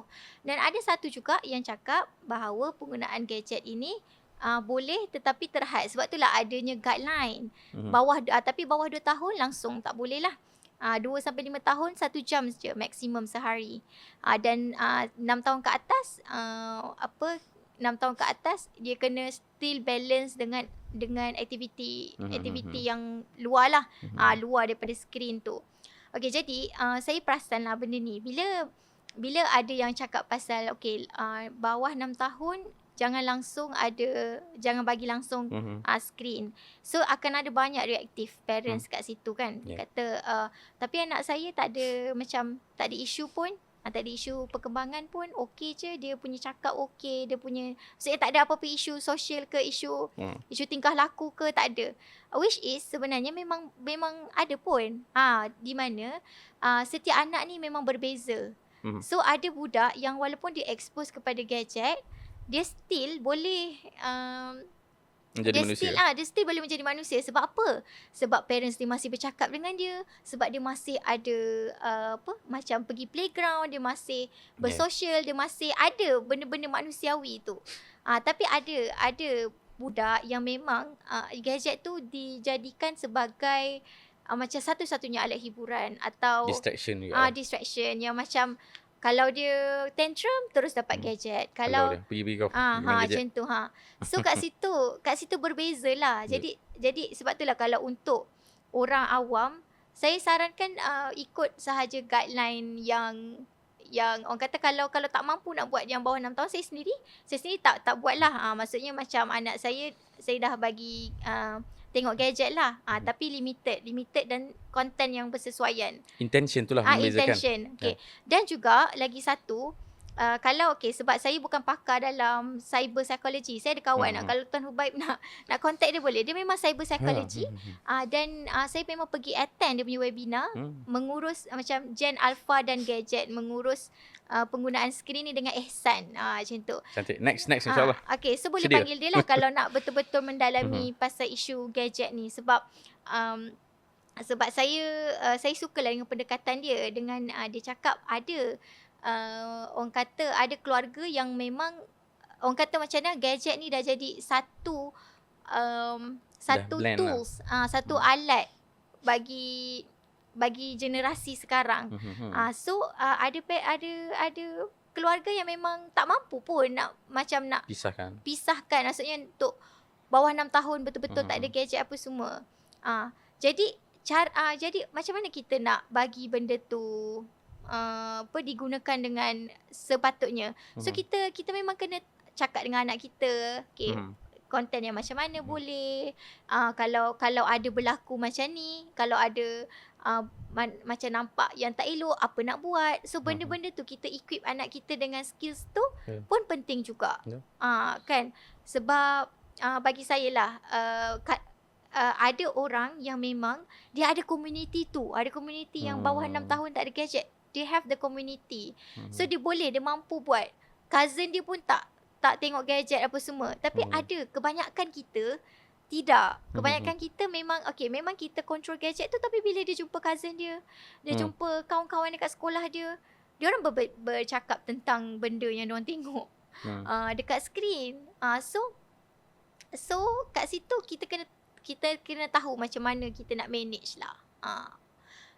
Saya fikir begitulah. Next nanti kan kita try kejar orang yang Puan Azura cadangkan. Tapi umumnya kebanyakan orang tidak conscious mereka tentang gadget tak sebegitu lah. Betul. Kebanyakan orang dengan gadget ni adalah satu alat untuk bebaskan diri daripada anak-anak yang menyibuk ni. Yang nak buat kerja, mak nak masak. Saya rasa kebanyakan orang yang saya kenal macam tu.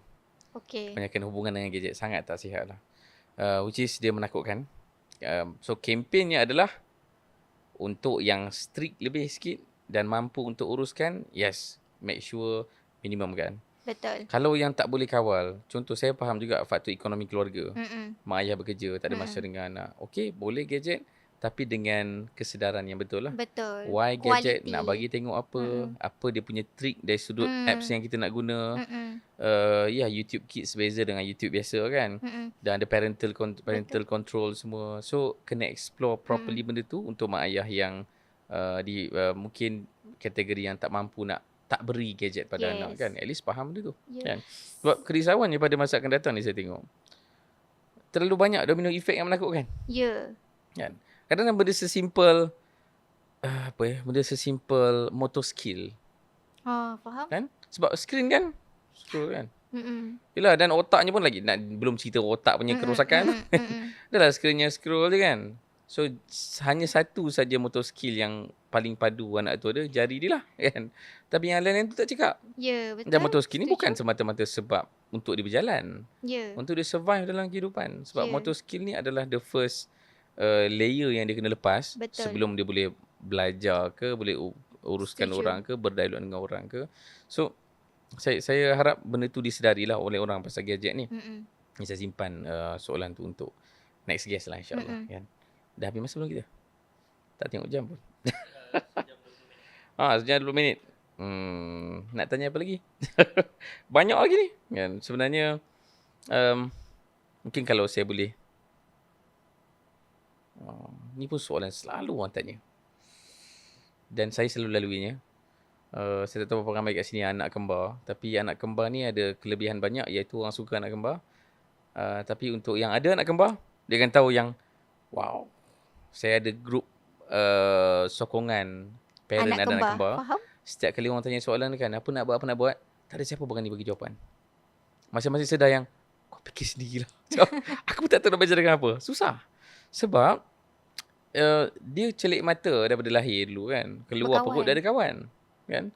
Dengan maksud pergeseran tu selalu berlaku.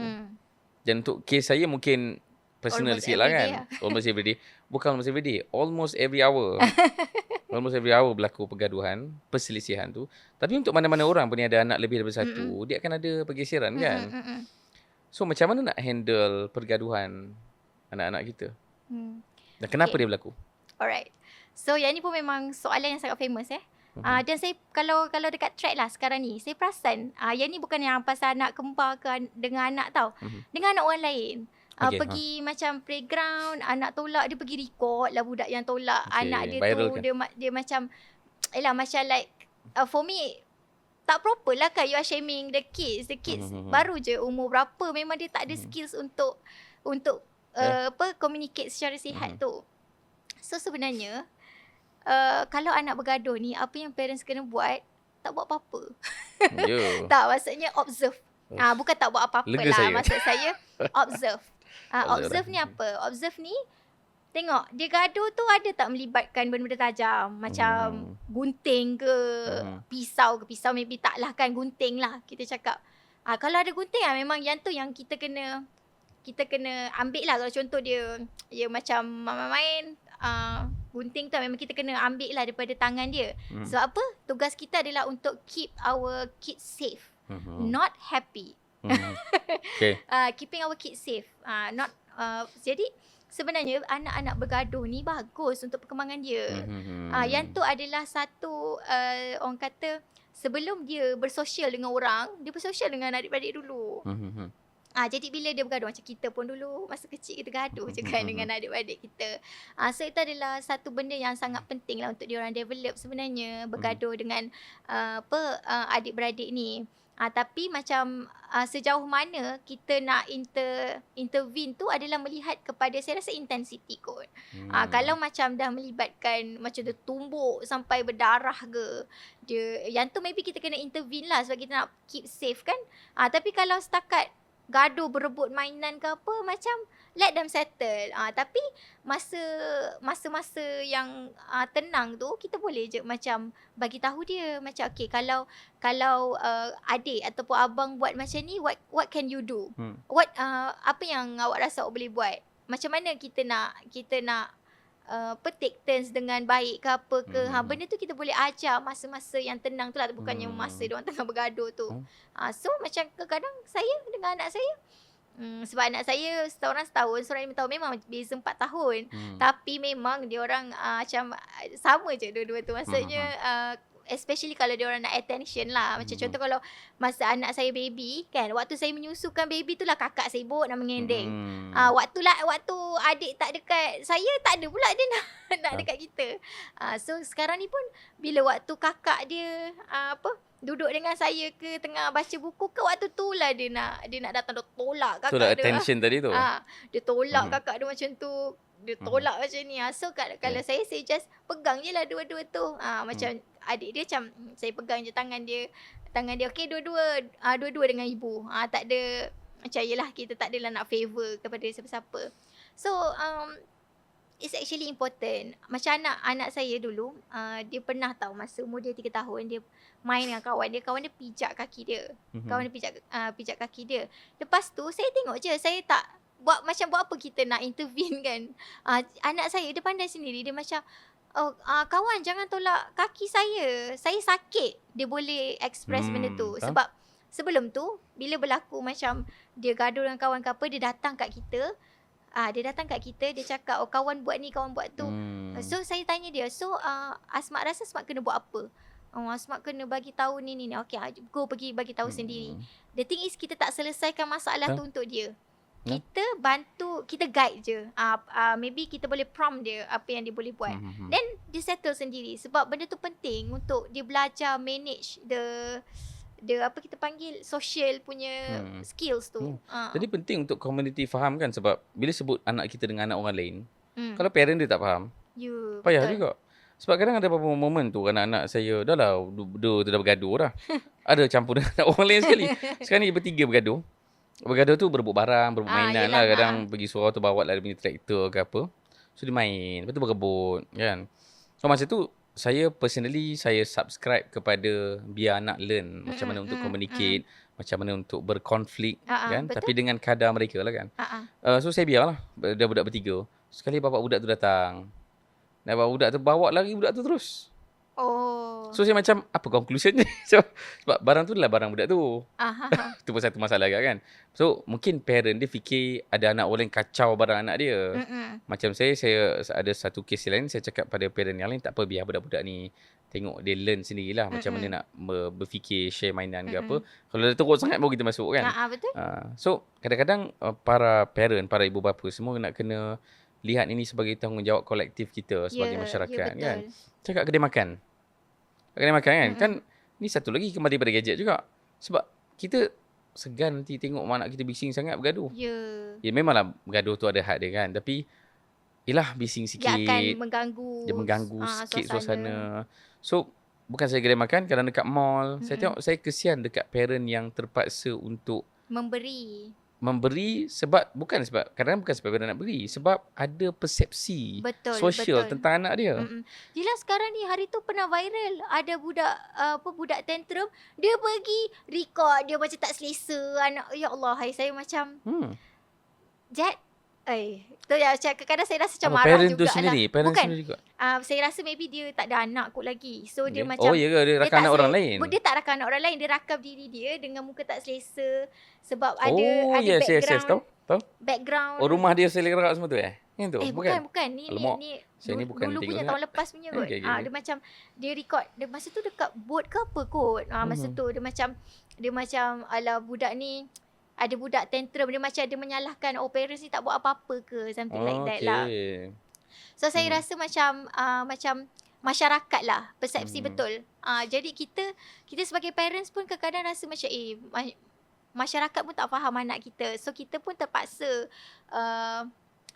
buat sesuatu sebab kita nak jaga social pressure. Social pressure tu.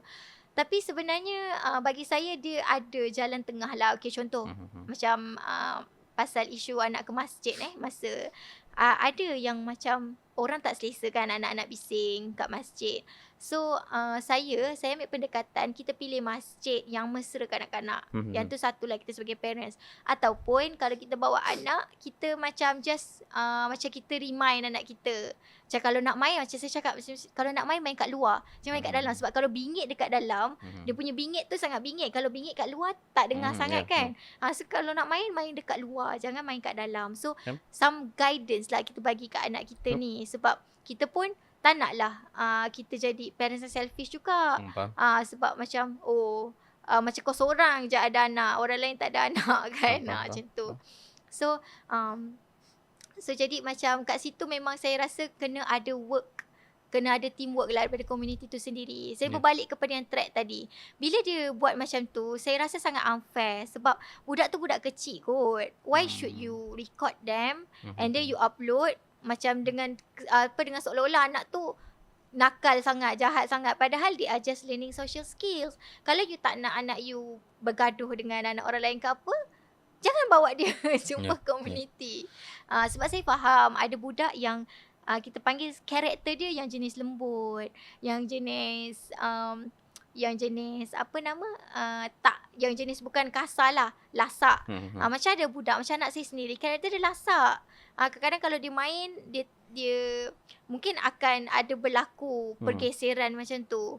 Jadi kat situ kita kena faham lah yang tu maybe your first kid, your second kid tak tahu lagi, maybe your second kid pun lasak juga. Kan, jadi parents dengan parents sendirilah kena sama-sama ada satu kita panggil memahami each other. Gotong royong lah. Tapi gotong royong ni biasa orang kaitkan dengan membersihkan laman rumah. Tapi gotong royong di zaman moden ni gotong royong dalam parenting lah. But because it takes a village. Baru nak sebut. Sekali ulang lagi ayat tu. It takes a village. It takes a village to raise kids. To raise a kid kan. Lebih lagi pada zaman yang sangat individualistik ni kan.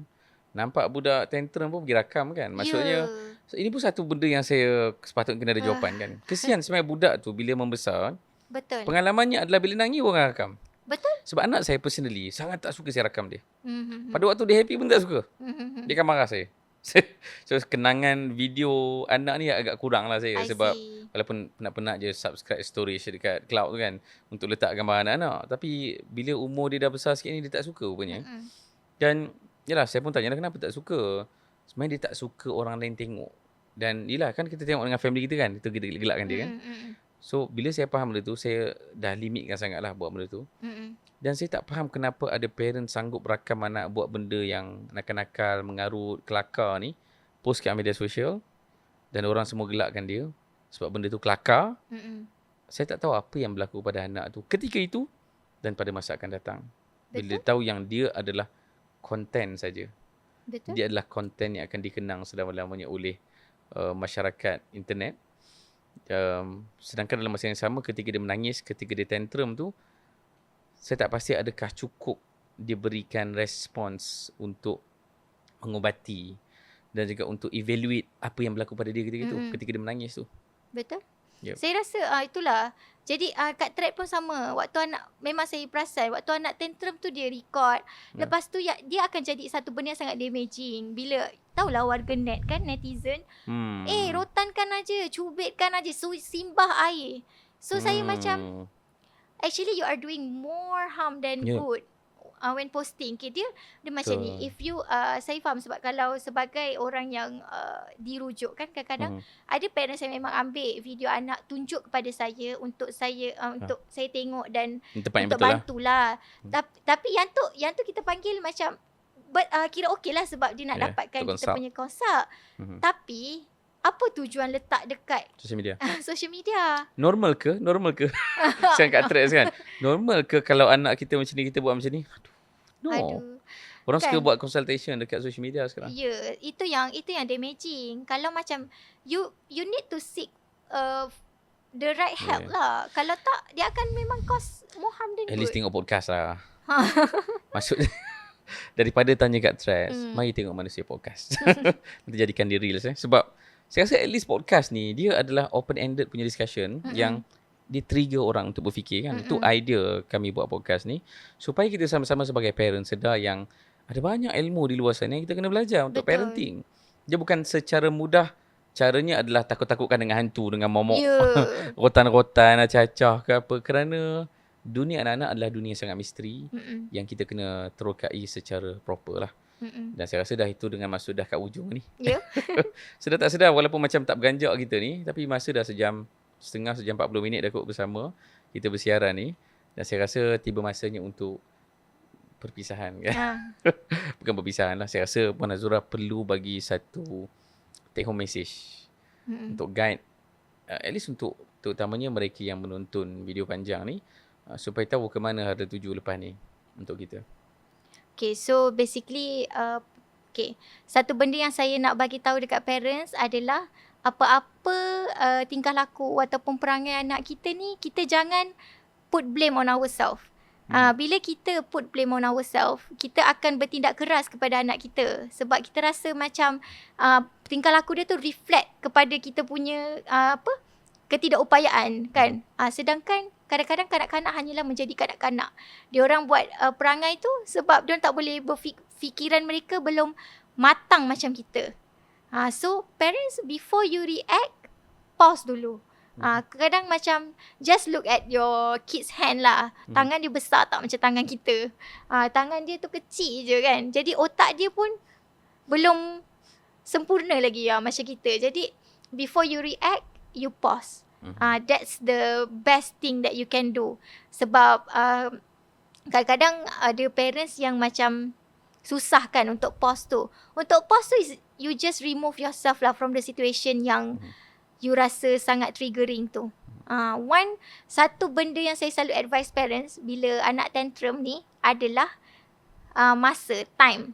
Okay, kadang-kadang satu benda ni yang sangat macam banyak parents appreciate bila saya advise, sebab baru diorang sedar, anak aku ni tantrum sebenarnya 10 minit je.